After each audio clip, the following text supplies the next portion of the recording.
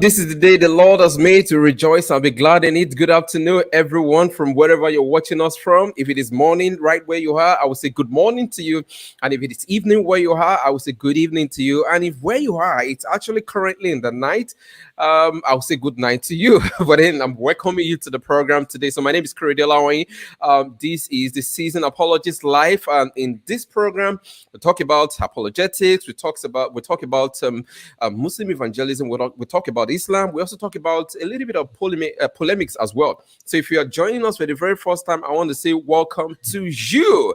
Now, we're going to be talking about something very, very much interesting today. Now, you need not to be told about what is going on in the world today. We know about the Taliban takeover. We know what is going right there in Afghanistan. Today it started a couple of weeks ago, and then we see, the development as unfold and all of that. Now, there's been a lot of speculation. There's been a lot of anxiety, confusion, and people are asking a lot of questions. Who are the Taliban? What is their aim? What is their purpose? Are these guys religious? Are they political?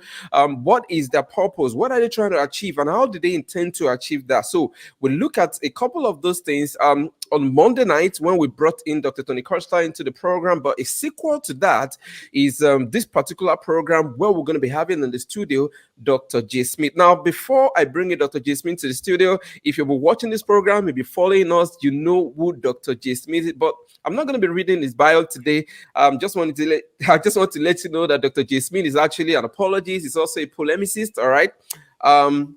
He's been traveling around the world, teaching people how to actually evangelize the Muslim, but especially in the area of the Quran. He's been talking about the Quran for a while.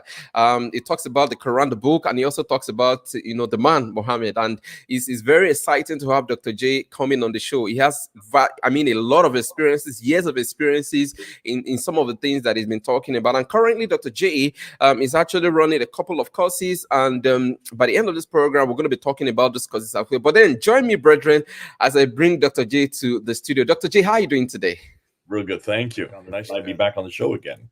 Exactly. And Dr. J, I know you've been, traveling all around, presenting lectures, and also be doing a couple of teachings.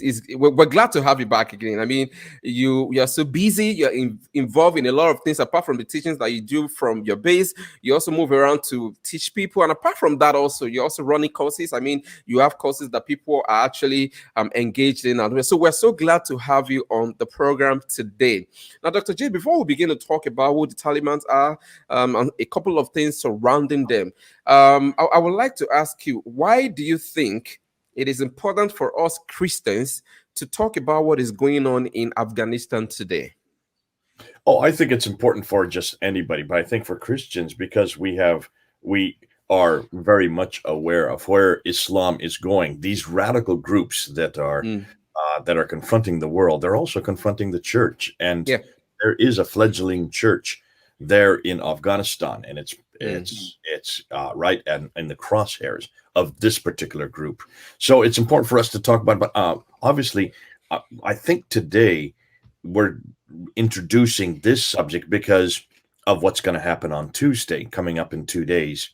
We want to make sure that the world and your watchers know and be ready and be aware of who these people are, where they've come from, what their agenda is, because I'm listening to everybody that's talking about the Taliban, and it seems like there's an awful lot of misinformation. Hopefully we'll try to correct some of that today. Okay. All right. So, folks, we're going to be learning a whole lot today. We're going to be looking at things from, different perspective, different point of view. And of course, the reason why I'm also having Dr. J right in the studio to talk about this is also because of the years of experience that he had talking about Islam, especially radical Islamism, or radical Islam, as you might want to have it. And, we need to shed more light about some of these things. I know that there are a lot of fears in the mind of people. But then, even if you're going to be afraid, at least it's actually good that the basis of your fear. You're not going to be getting afraid out of ignorance and all of that. But then, Dr. J, before we get into some other things about these guys, because I know a lot of people wanting to be asking questions about the Taliban and some other things that you have in store for us, can we have a brief history, of who these guys are? Who are the Taliban? I know a lot of people see the Taliban like, another Islamic group, another terrorist group, and all of that. But can we have a kind of a brief background to who these guys are, and then we can pick up from there? Yeah, yeah, and it is a different group than what we're used to. I think this is not ISIS. This is not Al Qaeda. This is not groups like Boko Haram. These are not even that Islamic a group, which will be surprising an awful lot of your listeners. This is a group that actually predates not the Taliban itself, but the people from which the Taliban are derived. To understand the Taliban, you need to realize that the vast majority, in fact, almost all of the Taliban are made up of one tribe, and they're called Pashtun. And the Pashtuns are headquartered, or have historically always lived in southern Afghanistan and northwestern Pakistan. Interestingly, when the British created Pakistan and Afghanistan and India and Bangladesh in 1947, when they got their independence, it was a map maker there in London who drew the lines, the maps, the borders of these four countries. And I'm not sure what his name was. I'm sure he didn't work alone. He was with a committee, but he was more interested in rivers and ridges of mountains than he was in people groups. And so he carved the line of the border between Afghanistan and Pakistan right through the Pashtun tribe. And it's the Pashtuns who are the people who have never really been conquered by anybody. And they're highly individualistic. They are also very proud people. And it's because of their pride and because of their history that we need to be careful when we are trying to describe the Taliban. I'm hearing pundit after pundit who is getting up and saying, this is just like Al Qaeda, this is just like ISIS. No, they are not.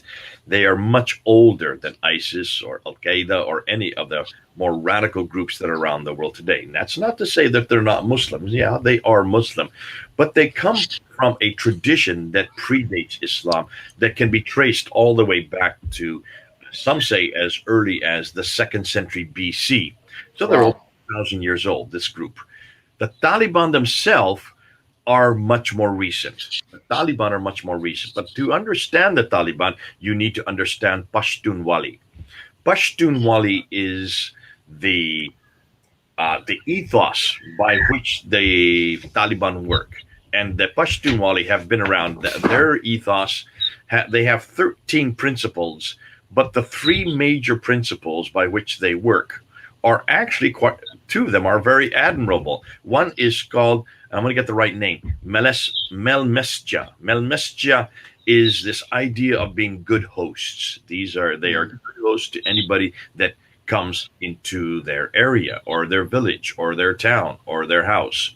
The second category that's very important to them is Nanawatai. Nanawatai means giving asylum to those people, to the stranger, giving asylum to the stranger, to the point that they would even die or kill to protect the stranger.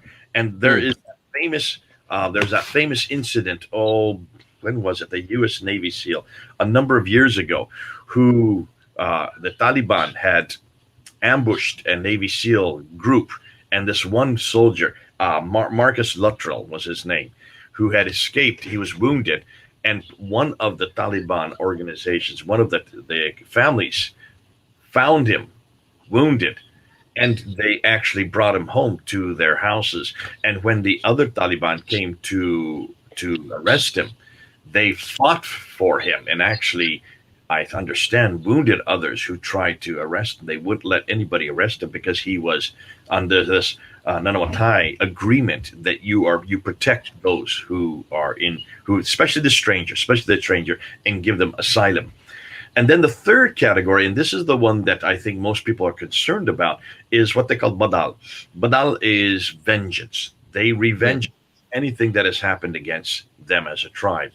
Yeah. The vengeance they talk about can go on for generations. This can go on for many generations. Now, there are 8 or so other categories. Sagara, kindness. There's Wapa, loyalty. There's Tura, bravery. There is Jirga. Jirga is interesting. Jirga is part of these Jirga courts. They have courts where they bring people and they try them, and it's done by elders of the tribe. They have also namus, which is a honor of the female, and that's why they are so different than the other Islamic groups. You know, the other Islamic groups like the IS Khorasan. IS Khorasan Yes. is the group that's probably causing the most concern for people today, because they are people who have left the Taliban because the Taliban have not been Islamic enough, because Yes. they adhere to these other categories. And so you have IS Khorasan. Khorasan, let me define terms. Khorasan is that area that I'm talking about. Khorasan is what used to be Afghanistan and northwestern Pakistan. That was the Pashtun area. It is known as Khorasan. These IS group were formed in about 2015. So they're only 6 years old. And they were formed because of anger and disillusionment by certain numbers of the Taliban who didn't think the Taliban were Islamic enough. And so they split off from them and they moved over to the eastern part near around Jalalabad of Afghanistan, to the east of Kabul. And that's where they're headquartered today. And they are the ones that commit suicide bombings, not the Taliban. Make a distinction there. The Taliban do not use suicide bombings. The Taliban do not go and kill women in maternity wards like the IS Khorasan did. The IS Khorasan, Islamic State Khorasan, who take their marching orders from the Islamic State out of Syria and Iraq. Now they're in the diaspora. They do attack women in. They are much more hardline and they are much more violent. The Taliban aren't necessarily that violent. Now, when I say violent, by what standards are we talking about? By the standards of IS, they're not that violent. By our standards, yes, they are, because they do have. They still follow, they adhere to the code that when someone steals, you must cut off the hand, that women must stay indoors, they must have, if they do go outside, they must wear the burqa or the purda, which is that gown, the blue or white or black. Most of them wear blue, and with only a screen open, a mesh that they can see out in front, and that they cannot leave their house unless they have a chaperone. So, is that barbaric? That has been part of the Pashtunwali categories for centuries. This is nothing new. And it is this group that we need to unpack. The Taliban are not quite what people are portraying. They are not the group they are not like Al Queda. And that's why we need to be careful, because in that bombing that happened on Thursday, you remember the bomb that killed 170 people, where it may be more, because they're still dying from it. 13 U.S. soldiers were killed in that bombing there at the gate outside at the airport. The man who blew himself up was an IS Khorasan. ISK was not Taliban. In fact, 3 Taliban soldiers were wounded in that blast who were working alongside the Americans. So we're going to have to kind of change gears here now, because we're going to have to think of them as a little bit different than what we have been saying and what we have been portraying. Yes, they do call themselves Muslims. They are Islamic. They follow the Hanafi code, rule of law, but they predate Islam by quite a few centuries. And their biggest goal, and this is, let me repeat this, their biggest goal has always been not to take their brand or their theology or even their beliefs to the world. Their biggest goal is to get Afghanistan back into the hands of Afghanis. That is always Seriously. They have always only had one goal, and that is to make Afghanistan Afghani. So that's why they have always been the thorn in the side for the British. When the British were there in the 1900s, they could never control were never able to control the Pashtun. There was no Taliban back then. Taliban were only created in 1994. But back in the early 1900s and the 1800s, and the British controlled that part of the world, that one tribe they could not control were the Pashtun. And the reason why was because of this Pashtunwali. They don't want anybody to have control over them. They wanted to be independent. And they also were a thorn in the side of the Russians when the Russians were there. The Russians were there from 1978 to 1992. So They were there for 14 years. They could not control the Pashtun. Nobody can control the Pashtun. Now, not all of Afghanistan is Pashtun. The northern half on the western side, I think that's, am I doing it right? Yeah, western side where you all looking, would be the Turkmenistan Afghanis, and then on the eastern side would be the Uzbeki Afghanis. So the northern part of Afghanistan is not Pashtun. It's just from Kabul. If you put a line, Kabul just north of Kandahar, everything south of that, and their major city is Kandahar. So that is something we need to say from the get-go. We're not talking about a radical Muslim organization that wants to take over the world. They just want to take and give back Afghanistan to Afghanis. In fact, they do want to take northern Pakistan and bring it back home as well. So the Pakistanis are going to have to be concerned because they would like to get Khorasan as a whole again. They would like to get the whole Pashtun diaspora also as a part of theirs. So that's just to begin, just to understand what we're dealing with here. But obviously, we need to unpack what has happened in the last 2 weeks since August the 15th and what happened in the previous 10 days, because we need to look at those previous 10 days to know what's going on now. All right, Dr. J, thank you for that background that you gave. I think that's very, very illuminatory. We need to have that historical background to set a kind of balanced view. I think that is actually good.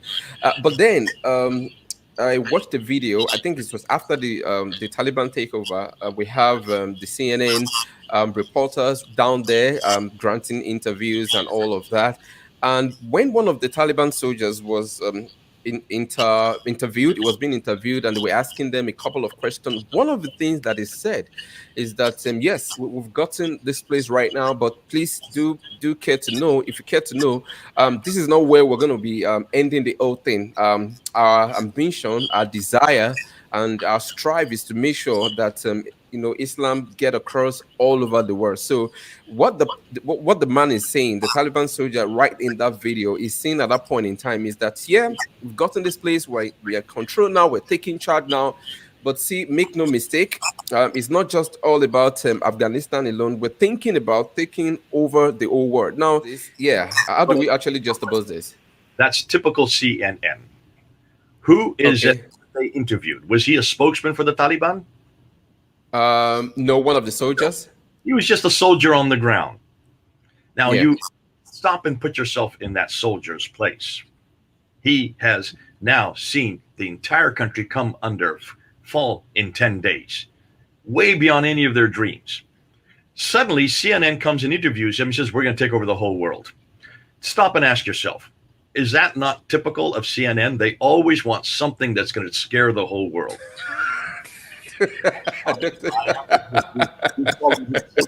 Everybody calls them with CNN. They want to create news. And remember, did any of the spokesmen that are in the presidential palace say that? No, I've not heard that from them yet. Yeah. Why have CNN not reported that? Well, I wouldn't know. Probably they felt that this is obvious. It's not something that they need to ask any longer. Because stop and think yourself. When they control for 5 years, you remember the Taliban have already been in control. They controlled from 1996 to 2021. Did they have any expression? Did they ever go outside their borders? Did they have any group? Did they themselves? Now, Al Queda did, but see, Al Queda is not Taliban, and Al Queda did them a disservice. And you got to remember, that's why once burned, they're not going to allow that to happen again, because it was because of Al Queda that they were then destroyed.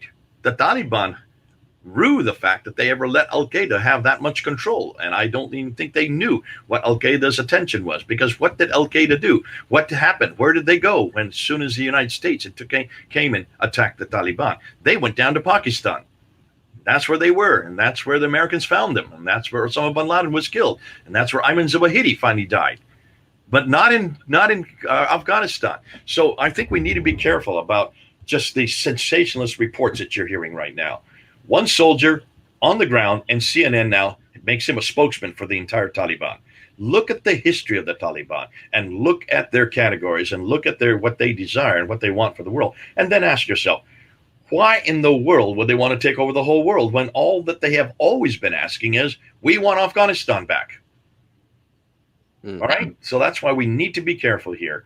And I think you're going to see that the Taliban will not allow any other group do what Al Qaeda did and destroyed their whole plan. Okay, so Dr. G, this is a question. Would you consider this group a political group or a religious group, or are they a combination of both?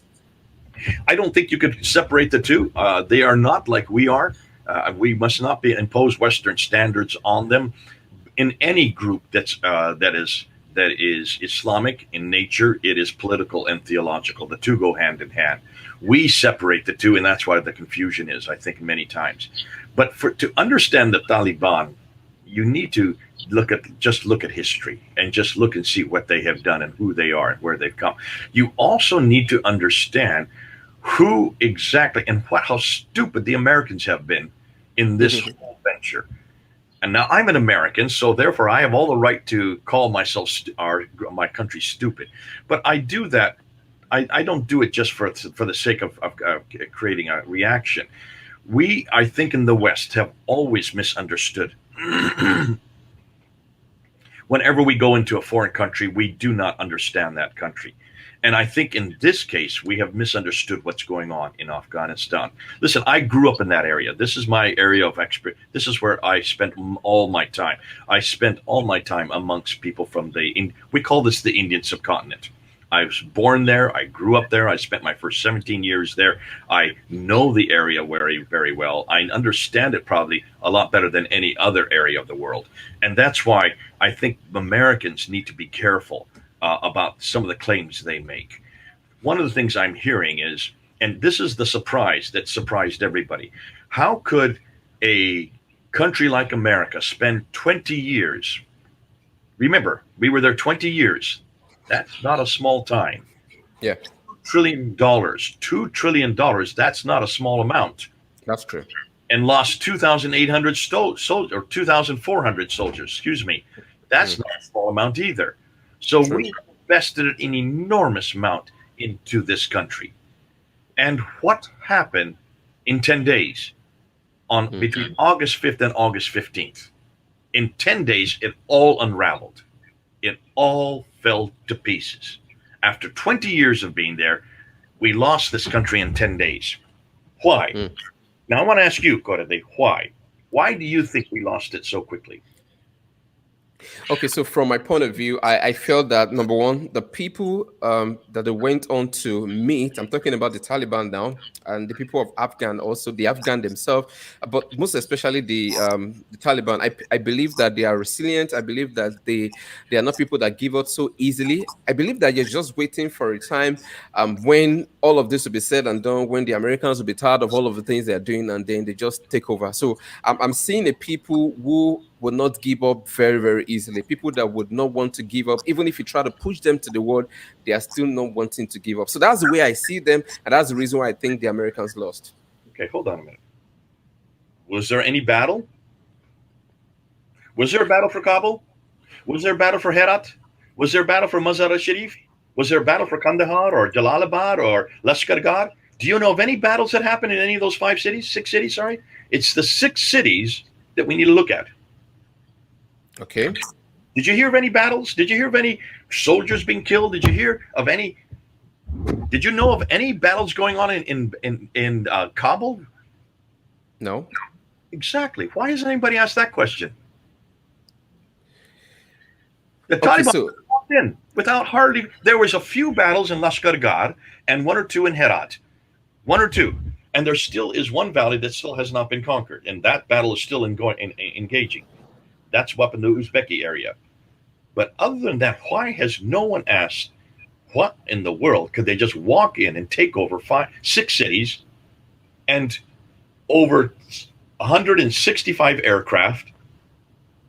I think it's like 3,000 Humvees are now under their control. They have 200,000 M16s, all the military equipment. They've just been given. They didn't have to fight for those weapons. They didn't have to fight for those airplanes. 167 airplanes are now under their control. including Black Hawk helicopters. You've not heard of this, have you? So what you're saying, Dr. J, is that these guys, the Taliban, okay, from the beginning, they are not actually wanting to fight for anything religious. They just want their land back, right? Of course they want to fight, but why didn't they fight? And how Okay. that after 20 years, and remember, Yes. the Afghan military is the largest military in the history of Afghanistan. 300,000 fighting men. 300,000 well equipped in 9 military aircraft, nine military bases all over around Afghanistan. Huge base, the Bagram base, one of the largest in the world. All of that was under their control. How is it that all of that was given up without a fight? Without a fight. Okay, so Dr. J, I'm going to do something at this moment. First off, before we're going to be going for a break, but this break is going to be a video in between. It's one of the videos of an interview. This is not CNN now. This is another media, and we have a reporter. I think it's based in Kabul right there, interviewing some of these soldiers as well. I mean, now I know you told me, yeah, the soldiers are different from the spokesman, but then we have a soldier who can speak actually about 5 languages.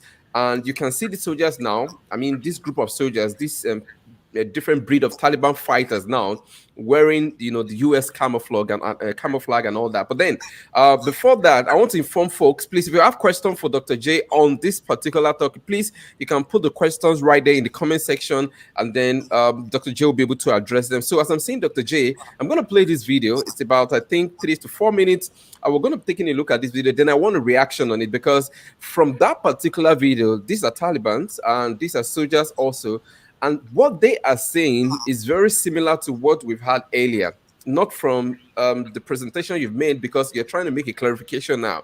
But from what they said, they are like fighters for Islam. They're ready to die. I mean, this is very much like the narratives that we'll be having all along. So let's go for that short break with this video. And then once we're done with the video, Dr. J, you're going to comment on this. And then if you have questions for Dr. J, you can actually ask those questions. So here comes the video. From a distance, these men on patrol look like NATO soldiers wearing American tactical gear. But if you look closer, you'll see that these fighters are from the other side of Afghanistan's war. This is the Taliban's elite Badri 313 Brigade. It was founded by Badruddin Haqqani, who was killed in a US drone strike in 2012. He was the son of Taliban co-founder Jalaluddin Haqqani. Now, his unit is facing off against American soldiers at Kabul's airport, wearing the same kit the Americans are leaving behind. The Taliban says Badri 313 is the future of a group whose fighters have looked like this since the Taliban first emerged in 1994. If you're wondering why these Taliban fighters don't look like your average Taliban fighter, well, it's because of a concerted effort by the Taliban leadership to unite disparate Taliban groups into one unified fighting force. So we have our own country and we need an army. Sohaib Saeed is an officer in Badri 313.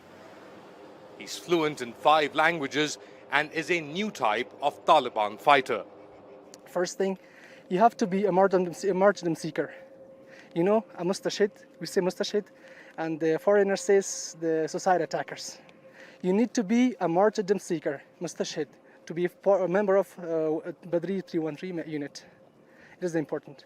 All of the members of this unit are istishhadiyin, the martyrdom seekers. All of us, we want to be martyred in the way of Allah. And the value of us is to save our country, to save our people, and to save our values. And in that way, we are ready to be martyred. Aren't all Taliban martyrdom seekers or fidain? Actually, all of them are like that. But as a unit, organizedly, this unit is specified for that mission. I lost my brother, and I'm ready to lose myself as well. But I have values. I want to defend my values. Values more important for me than my life. The unit has an estimated 5,000 fighters who go through rigorous training in urban warfare and how to conduct suicide attacks. Some scholars say that suicide attacks are un-Islamic. How would you respond to that? The Taliban has a council of religious leaders that decides on such matters, including seeking martyrdom. Before we do anything, we consult with the religious leaders to sanction such attacks. Regardless of what they wear and how they look, these men are still the Taliban, committed to establishing what they say is Islamic law in Afghanistan. And with the Americans leaving, these fighters might find their mission changing from seeking martyrdom to ensuring safety, security and peace for all Afghans. Ali Mustafa, TRT World in Kabul, Afghanistan. All right, so there you have it, Dr. J. That is the video. So what do you have to say about this, Dr. J?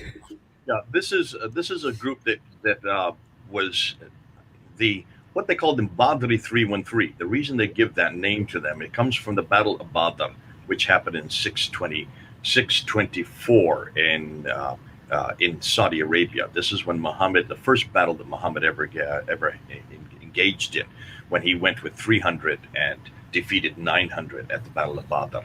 So they call themselves Badri in that case. And they also look at the date that happened. That happened on March the 13th. So March is the third month, 13th is a day. That's why it's called 313. And it's a what we would call an elite group from within the Taliban. Now, did you notice those? Did you look at those uniforms carefully? Yeah. They're brand new. There's no stuffing marks on them. There's no wear and tear on them. They're brand new. They looked rather uncomfortable, didn't they? Yeah. The helmets weren't quite right on the head. Those all, where do you think they got those from? They've only had them a few days. Yeah, from the reports, I think they got it from the Americans. I mean, probably the leftover from the Americans. Americans. You said that, Korede. Yeah. What did happen? Okay. Yeah, what happened? the Americans are leaving. August 15th. What happened? Those 10 days.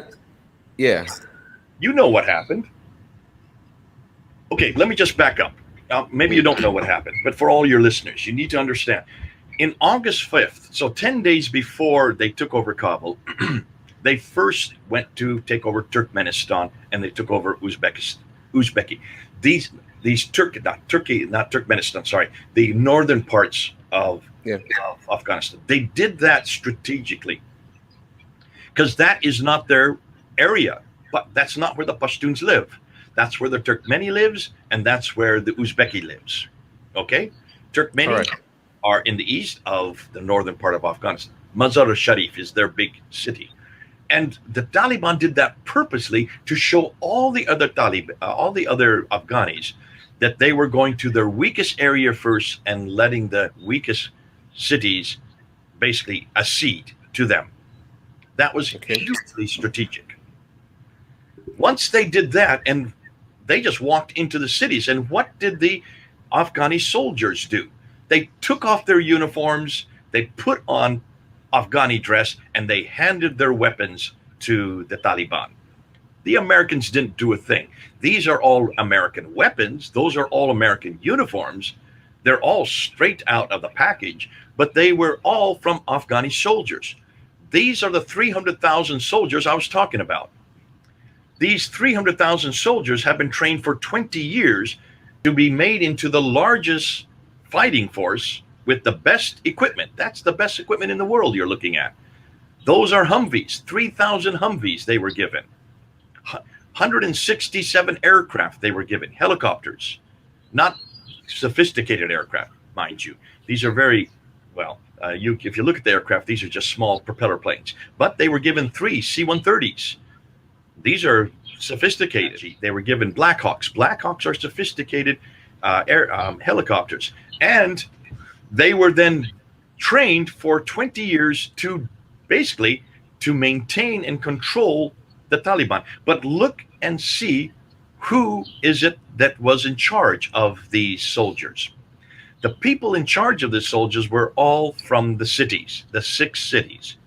The people who were in the military, who were made up, these soldiers, were from the countryside. So what are we talking about? 80% of Afghanistan is mountainous. And that's where the Taliban live, and that's where all the populace live. 80% of the populace do not live in the cities. Only 20% live in the cities. And the 20% is where the Americans were, is where the Europeans were, where the British were, where the Germans were, the Australian. They were all in the cities because that was the only place that they could maintain security.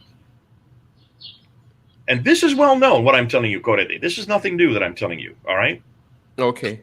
Now, So the yeah, soldiers go on, sir. that they had to hire were all from the countryside. Okay. And the soldiers, listen, the soldiers were getting salary, they were getting uniforms, they were giving houses to live in, their families could move in to those bases, and they were given food, and they were given all the provisions. Who wouldn't become a soldier? But their allegiance was always to the Taliban. Remember, you had what they call blue on blue attacks all the time, where these soldiers would go into a mess hall and just start killing American soldiers. You remember this? That happened time and time again. And so they finally had to have two completely different camps. They couldn't have Afghanis and Americans together because none of the Americans could trust the Afghani soldiers. This is because they were all Taliban.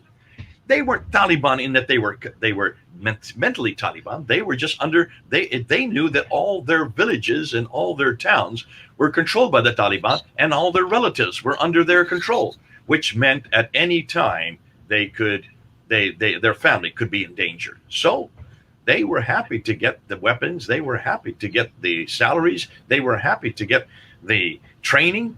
And then when the Taliban came and just walked into their towns, they took off their uniforms, gave it to the Taliban, and gave them their weapons. Did you notice the guys? What were they holding in their hands? Those were M16s. You don't get M16s if you're the enemy. Did you notice what they were driving? Those Humvees. Where did they get the Humvees from? From the Americans? No, not from the Americans. They got it from the military. And this was well known. This is what was happening. For 10 days, we saw this happening. City after city started to fall. Mazar-e-Sharif first fell. Then Herat fell. Then Kandahar fell. Then Jalalabad fell. Then Lashkargah fell. And finally, on the 15th of August, the Taliban just walked into Kabul, and they went right to the presidential palace. And the president of Afghanistan just zipped out to the airport and fled over to Uzbekistan, where he still is. Within hours, he was in Uzbekistan. He saw what was going on. All the Afghanis saw what was going on. The Americans did not. And that's why everybody was caught with their pants down, including Joe Biden. Now, how stupid can you get? If you're going to announce we're leaving by September 1st, which means August 31st, we're going to leave, and you tell the whole world this, what do you think the Taliban are going to do? They're saying, oh, okay, they're no longer here. We're just going to take over. Let's see if they resist. And they knew they wouldn't resist because every one of those soldiers that they were supposed to resist against them had family in the villages. And they didn't want their families to be killed. So they just took off their weapons and handed their guns. There was no fighting. The Taliban walked in. There were a few pockets. I will admit, there were a few pockets of fighting around Jalalabad and around Kandahar. But other than that, there was no fighting. And certainly no fighting in Kabul, the largest. Now, obviously, everybody was caught by surprise, especially the Americans. Joe Biden was in Camp David on vacation when it all happened. He was on vacation, proving how stupid this was. Even he did not understand what was going on, and it's obviously his military planners were not aware because they let him go on vacation. You don't go on vacation when your whole military is being looked like idiots. And they had to quickly send back 6,000 troops just to take over the airport. And that's where they are today. And they'll be there tomorrow. And they'll finally leave on Tuesday. So everybody's going to be gone on Tuesday. Now, what you saw in all these reports where suddenly everybody woke up in these cities and they realized that the Taliban had now control of the whole country. And everybody realized, yikes, I'm supposed to be out of here. I've been working with the Americans. I've been working with the UK. I've been in translation. I've been on the bases. I've been cooks. I've been whatever. Anybody that had any attachment to any of the Americans or the Europeans realized that they were bait for the Taliban. That means, remember this concept of revenge. Yeah. That's one of the three major concepts. Revenge is what they're talking about. And the revenge, let me get the name for it so I have the right name. Revenge is called Badal. They realized that Badal was going to be against them and their whole family. That's why you saw thousands and tens of thousands of people just streaming to the airport. Yeah, I was going to show you that particular. There were no Americans there at the airport. There was no one to control the airport. And people just started jumping on planes, and they started grabbing onto the wheel wells. And you saw those two bodies fall from the sky. That's the desperation. One of them was a soccer player, a young soccer player who was part of the junior team, and he fell to his death. Why do you grab onto wheel of planes unless, of course, you realize, I didn't realize what was going on. See, the people in the city were living in a la-la land, as far as I can see. They were not at all aware of just how weak the military was and how weak just how weak their whole government was. Their government really was a puppet government of the United States. It was created by the United States. It was supported by the United States. They brought all of these trinkets to the cities, and they only brought them to the cities. They brought schools, they brought hospitals, they set up all kinds of NGOs, but they were all in the cities, and that's where the Europeans were, and that's where the Americans were, because that's the only place they could safeguard them. They didn't bring them out to the countryside. They would take forays into the country, and then they come back to the city, go forays into the country, and come back to the city, because the Americans could only safeguard the cities. Because remember, almost all of Afghanistan is mountainous, and you cannot control the mountains from the air. This is not Jordan. I'm sorry, this is not Iraq. This is not Syria. Iraq and Syria are easily controlled because you have flat land and no clouds. And when there's flat land and no clouds, you just control everything for the drones, and the drones stay up there 24 hours a day. You don't have to have pilots. And the people who are controlling the drones live in Houston. They're in Texas, 6,000 miles away, and they take shifts. The drones don't take shifts. They just come back to get refueled, and another drone takes their place. So you can imagine that's how it's so easy to control the Middle East. That's why we were able to wipe out the Islamic State so quickly, mostly with drones and with a few air power. And look what happened when this bomb went off on Thursday. By Saturday, they had already killed the men who were responsible for it using a drone. And they used the drone to very good effect. Americans are good at that. That's one thing we have, and that is we have technology. But that was because they were able to follow the Jeep as it was on the road. And once it was away from the city, once it was away from people and civilians, they just shot it with a Hellfire missile and destroyed everybody inside the truck. And they killed the two planners. How they know they were the planners, I don't know. And I'm wondering if this is more, again, American propaganda. I would love to know how they knew that those are the two planners. Because when you say we're going to get the men responsible, well, the man responsible blew himself up. He wasn't alive. So in some ways, you've already got the man who was responsible.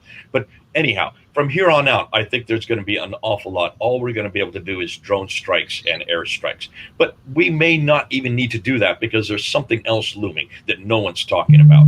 Who are the people who have not left? What group of people, of Europeans, are still there in large numbers, and their embassy is still open? I'm going to be asking more before we begin to address a couple of comments right here. So here's the next question I'm going to be asking Dr. J. It's a kind of follow-up from what we've discussed so far. So how dangerous are the Taliban compared to the ISIS, ISWAP, Al Queda, and the rest? How dangerous are these guys? They're not very dangerous. Not for us, not for you, not for me. ISIS is very dangerous. And so Al Qaeda, because they are after soft targets. The Taliban are not interested in more than just Taliban. They are interested in Khorasan. That means extending their borders. Now, that fellow that you had on the film there, they're martyrs to the cause. Every Taliban fighter is a martyr. They will die for their country. They will die for their people. That is part of their ethos. That is nothing new. I don't know why everybody's surprised by that. But do you notice the weapons they were holding and the weapons they were and the uniforms they were wearing? What happens when those weapons start to jam? Or what happens when they need spare parts? Where are they going to go get spare parts for the Humvees? Where are they going to get spare parts for the Black Hawk air helicopters? Just a problem. Once things start to go wrong, everything's going to start falling to pieces. So don't worry about those fancy weapons. Those weapons aren't going to last long. They're probably going to last for maybe 1 or 2 years. Then they're going to start to fall. They're going to start to jam. They're going to start to need spare parts. And more than likely, they're going to have to look elsewhere. But you haven't answered my question. Who was left in Kabul? Whose embassy was still open? The Russians. Okay. No Russians left. The Russians are all still there. The Russian embassy is still open. So who do you think now will be the next major player in Afghanistan? There are going to be 2 of them, because who sent a contingent to Qatar to negotiate with the Taliban? The Chinese. So what's going to happen now is that the Chinese and Russians now are going to take the place of the Americans. And you're going to have a whole new set of players. And almost all of those weapons that the Taliban have will start to break and will start to wear down and will start to need replacements.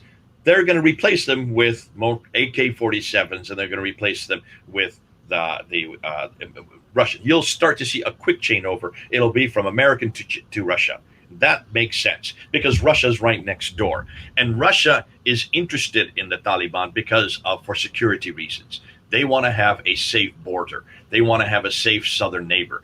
And also, they want to have a Taliban that will control the IS. Remember, one bomb on Thursday was that bomb on Thursday made all the news.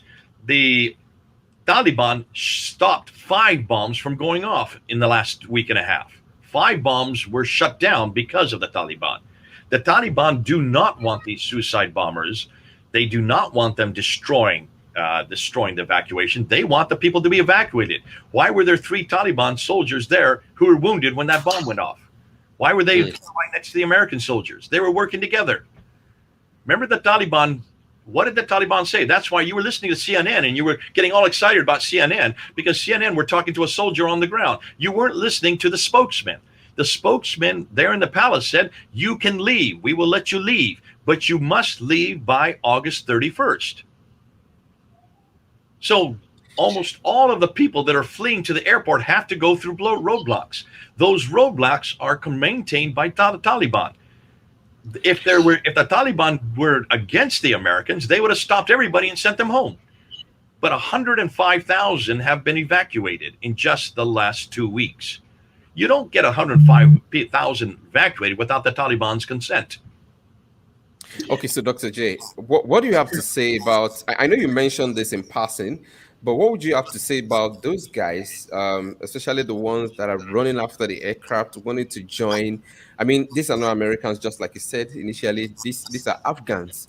Why are they trying to run away? And I want to believe that not every one of these people work with the US. I mean, it's not every one of these people that you have right running after the aircraft that are working for the US. So why would the people of a particular nation want to run out of that nation? Immediately the US, the US presence is going out of, that particular country. I mean, what could have been that anxiety? What would have been that fear that would have propelled them to want to run out of that particular location? What would you say about that?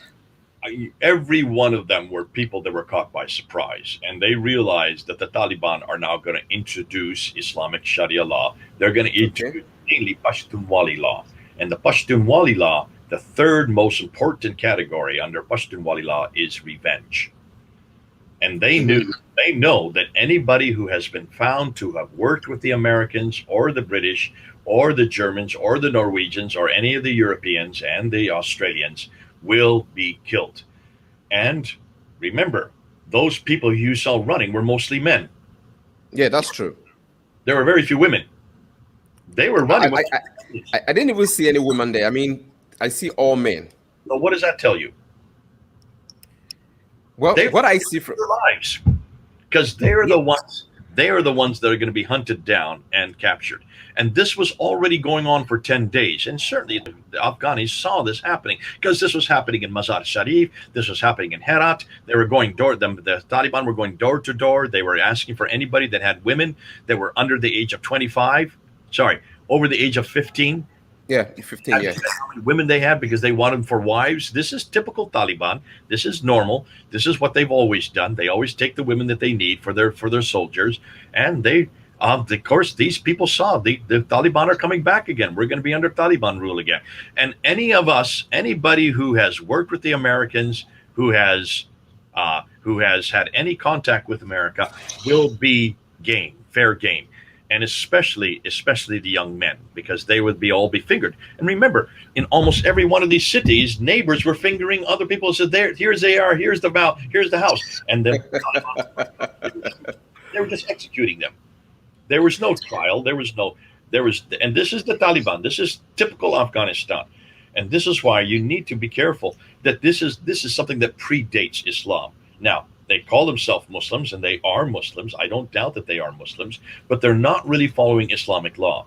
And that's why you notice when the reporter asked them, do you believe in suicide bombings? The guy changed it to martyrdom. Did you pick that up? Yeah. He didn't say suicide bombings. He says, we are martyrs. Martyr means you kill yourself for your tribe, or you kill yourself for your whatever it is that you're going to war for. That's totally different. And we would say the same thing. All of us would be martyrs for the cause if we were good soldiers.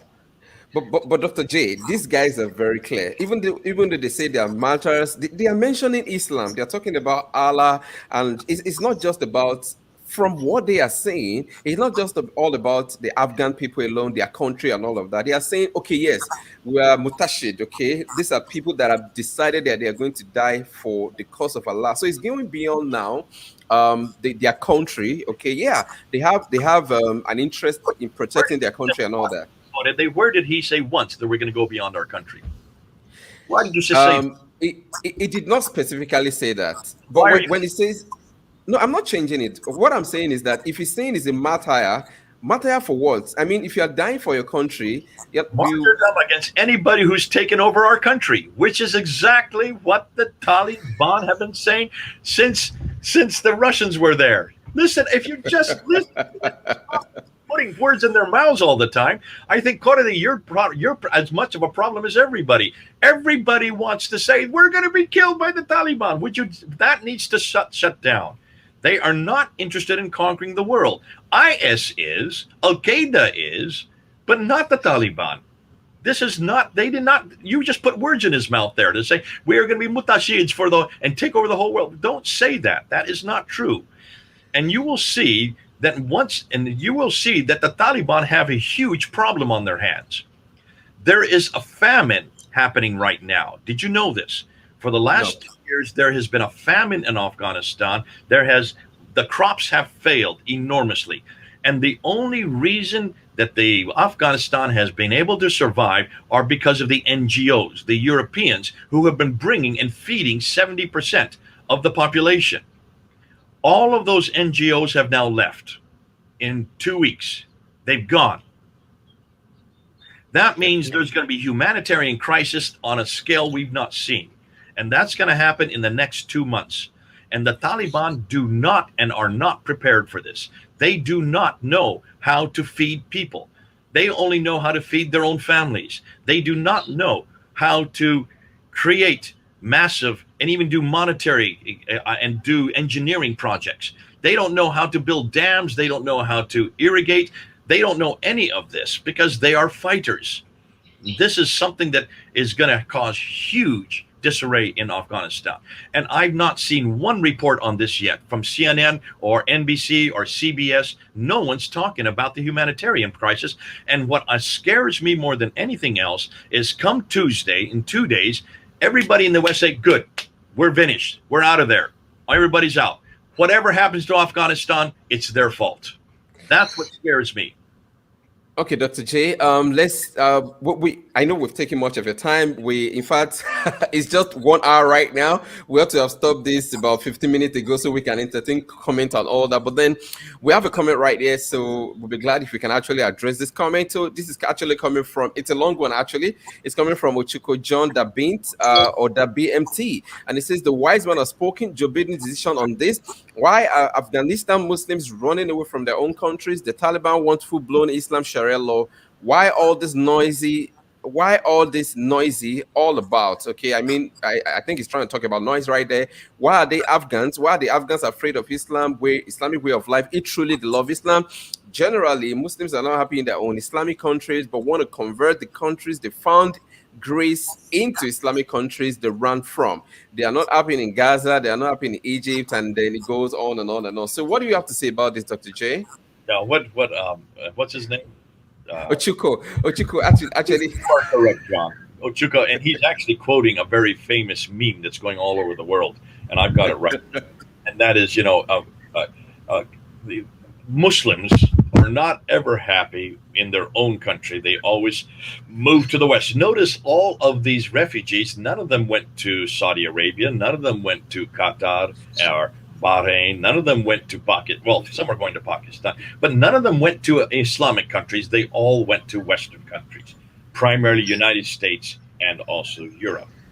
And then what happens when they get to those countries? Well, then they start to inculcate Islamic law. They start to live like Muslims, like what they're used to, and they want the country to become like what they've flown.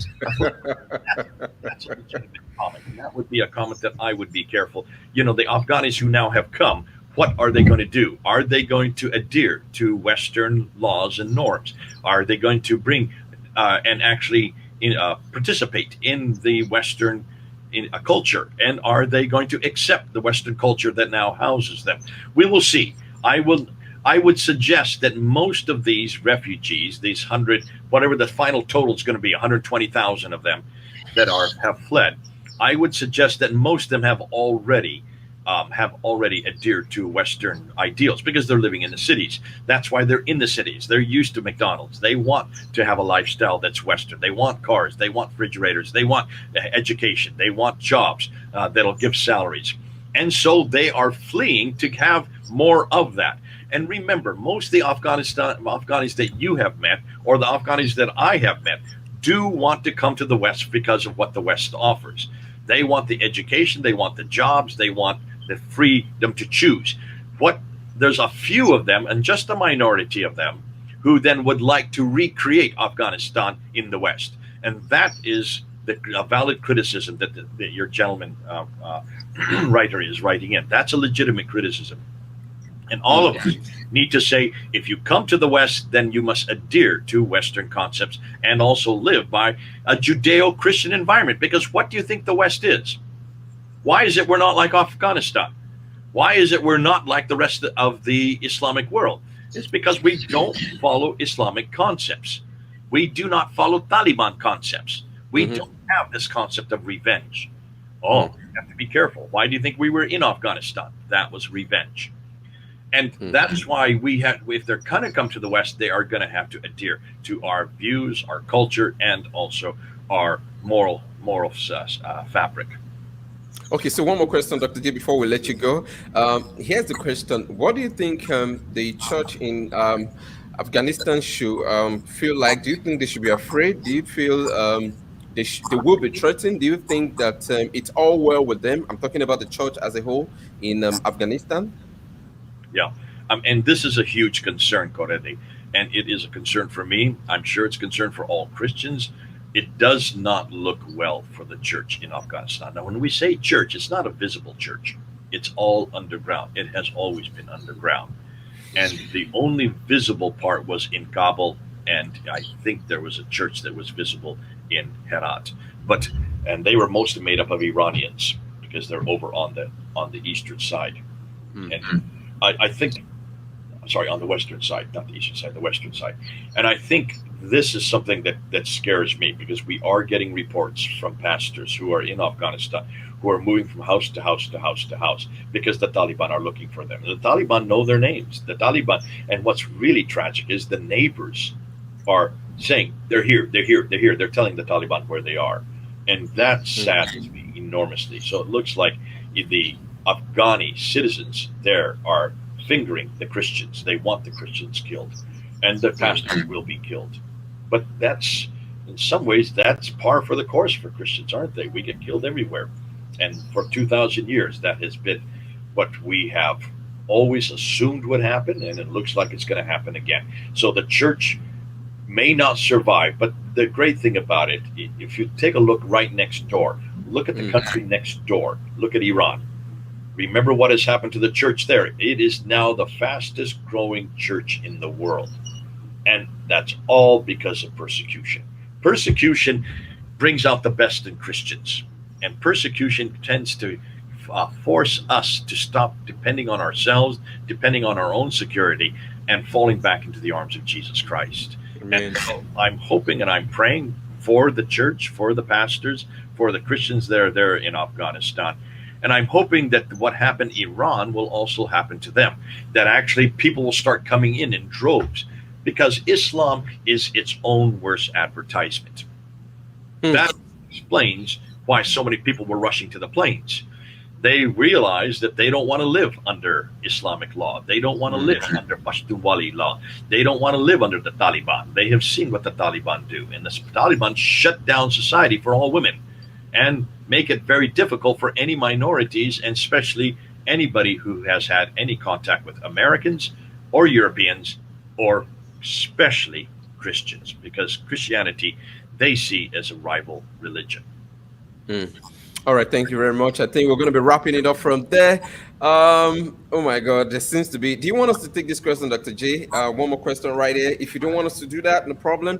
I'm very much concerned about your time. Okay, all right. So this seems to be a comment. This is coming from Ray Bogat. Ray Bogat is actually saying, why do some people say Sharia law is misunderstood? That it is not. Sorry, that it's not that draconian. That only certain groups have a bad interpretation. I don't understand. I understand this to be a comment. I don't know if this is in a response to what has been said before, or probably is trying to respond to somebody in the comment section. What do you have to say about it, Dr. J? I think Ray Bogat, there is a confusion as to how you define Sharia law. And I think the best way to do that, Ray, is to just go back to the original concepts. And there are 4 schools of Islamic law: the Hanafi, the Hanbali, the Maliki, and the Shafi school. Each one of them is different. So that causes even more confusion. And so what you're saying, and I think, Ray, why people are making this comment that it's not that draconian, it just depends on which one of those 4 schools you live under. The Maliki and the Shafi school are not that draconian, but the Hanafi and the Hanbali are hugely draconian. And it's the Hanafi school that the Taliban follow. So that will be draconian. It will be a lot more, it will not be pleasant. And Ray, if you think it's not draconian, then go and live and move to Afghanistan and see how you feel living there. Or just move to Iran and feel if you like to live under Shiite law, which is outside those 4 because they're Shiite. I don't see many people moving to Muslim countries at all, especially Muslim countries that institute Islamic law. Pakistan. And so, Ray, I would guess the best answer to you is, if you don't think it's draconian, then feel free to immigrate there and see how you would like to live there under that kind of law. Are you willing to live under a law that stipulates that if you are caught stealing a loaf of bread, you get your hands cut off? Are you willing to live under a law that stipulates if you're caught in adultery, you're taken out into the public and you're given 100 lashes in the public? Humiliated. Are you willing to live under that? Yes. Are you willing to live? I mean, I can go on if you want me to, because those ones are straight out of the Quran. All 4 schools of law practice right there.